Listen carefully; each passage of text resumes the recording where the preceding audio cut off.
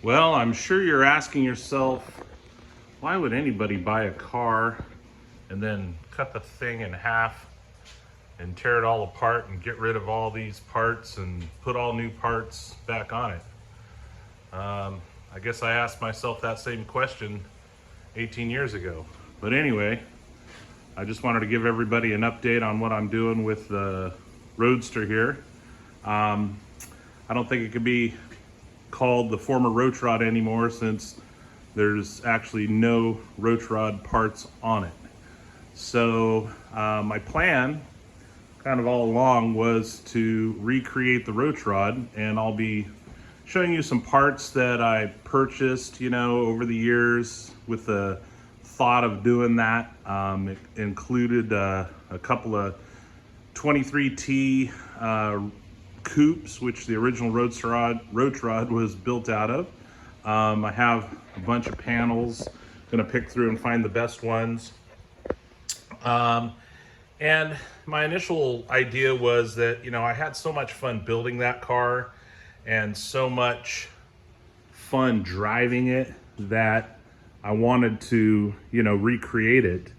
When the opportunity came up to buy this car that had so many of those original parts on it still, I decided it was a good move to do that and take the parts off that I wanted to recreate the Roach Rod, and then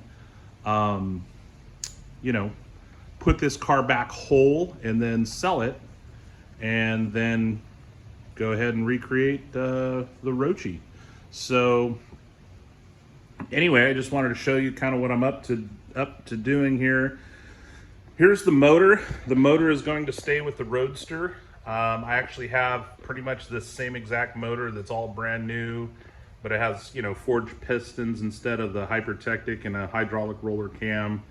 So it'll make a little more power. The heads were ported a little bit more than the ones on this engine. This engine makes plenty of power. The one that I have, since it's all fresh, I'm just going to use that, and this will kind of make this project move along a lot faster. I took off the intake manifold. It's right down there, the 2.2s, and I'll be keeping that for the Roachy project.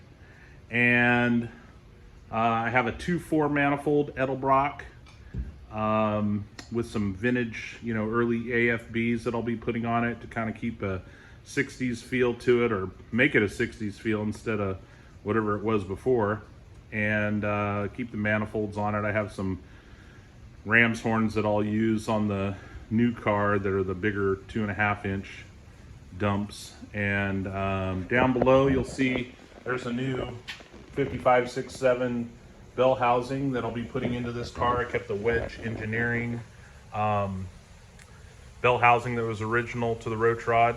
And I also kept the water pump, pulleys, valve covers as well. But, all that stuff I have in my little stockpile to put back on this motor to make it whole. I also think that I'm going to paint it kind of I think it's a gold or copper color. I bought Oldsmobile V8 paint, so it's kind of a orangish copper color.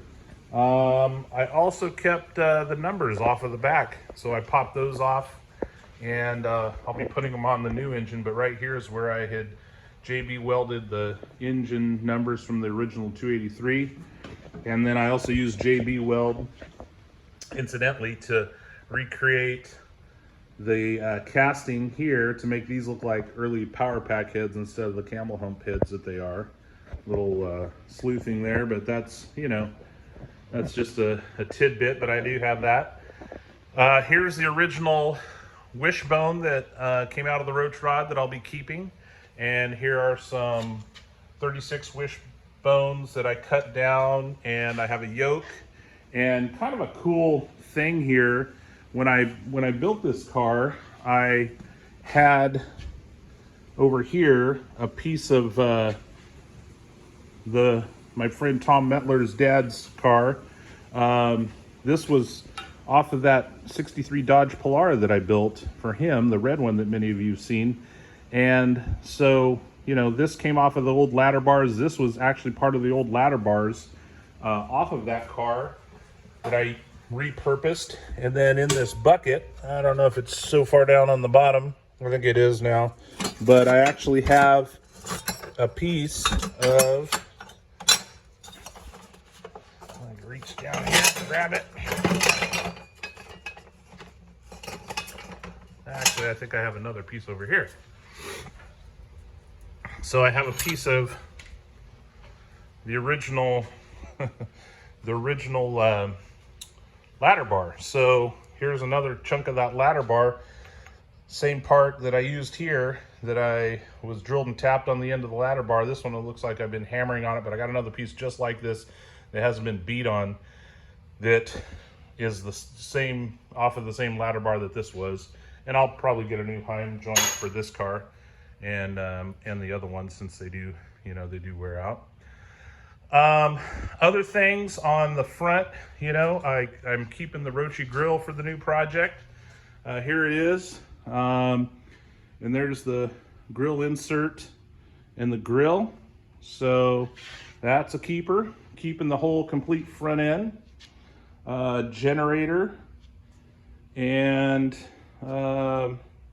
that's kind of about it for parts keeping. There's the transmission, the T5 that is out of this in the 9-inch that they had narrowed. This was kind of cool. I popped the wheels off of this car, and still has the pinkish red spray paint from Pick and Pull when I bought this rear end at the Pick and Pull for, I think it was 28 bucks on half price day.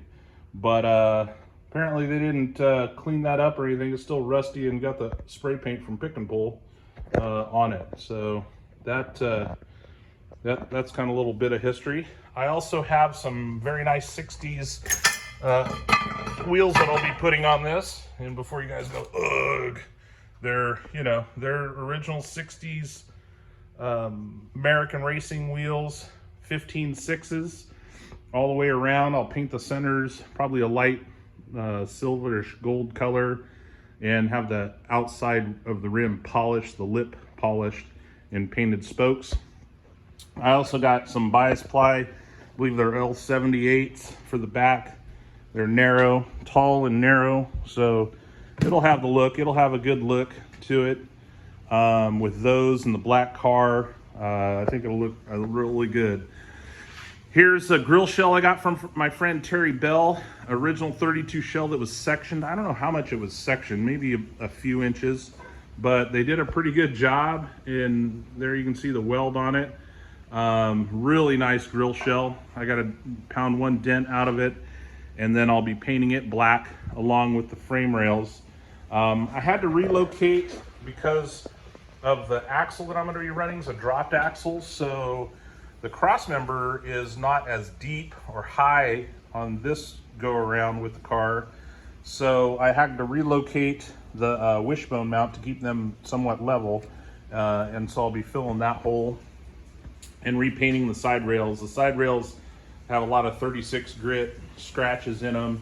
It looks like they just painted the gloss black over that. The body's really nice, but the frame, it needs to be painted and painted on the inside. There's a lot of spots underneath that I don't know what they're painting it with, but it's missing paint, or paint just kind of fogged over everything. Not a lot of detail to it before.